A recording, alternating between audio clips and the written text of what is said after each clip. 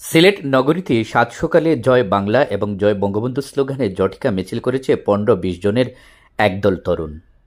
মিছিল থেকে নিষিদ্ধ ঘোষিত ছাত্রলীগের পক্ষে স্লোগান দেয়া হয়। এছাড়া ছাত্র বিক্ষোভের মুখে ক্ষমতা ছাড়া সাবেক প্রধানমন্ত্রী শেখ হাসিনার পক্ষে ও অন্তর্বর্তী সরকারের প্রধান উপদেষ্টা ড মোহাম্মদ ইউনূসের বিরুদ্ধে স্লোগান দেয়া হয়। সোমবার সকাল ৭টায় নগরীর দরগাগেট এলাকা থেকে মিছিলটি শুরু হয়ে চৌহাট্টা এলাকায় গিয়ে শেষ হয়। গত ৫ আগস্ট আওয়ামী লীগ সরকারের পতনের পর এই প্রথম সিলেটে জয় বাংলা জয় বঙ্গবন্ধু স্লোগানে মিছিল হল। প্রত্যক্ষদর্শী সূত্রে জানা গেছে, মিছিলে ১৫ থেকে ২০ জন তরুণ অংশ নেন। তাদের প্রায় সকলের মুখেই মাস্ক পরিহিত ছিল। দরগাগেট থেকে মিছিল শুরু করে চৌহাট্টা আসার আগেই ব্যানার গুটিয়ে ছত্রভঙ্গ হয়ে যান মিছিলকারীরা। স্লোগান শুনে মিছিলটি ছাত্রলীগের বলে মনে হয়েছে বলে জানান একাধিক প্রত্যক্ষদর্শী। তবে সামাজিক যোগাযোগ মাধ্যমে ছড়িয়ে পড়া মিছিলটির ছবি ও ভিডিও চিত্রে ছাত্রলীগের পথধারী বা পরিচিত কোনো নেতাকে দেখা যায়নি। মিছিলকারীরা হাতে একটি ব্যানার নিয়ে মিছিলে অংশ নেয়।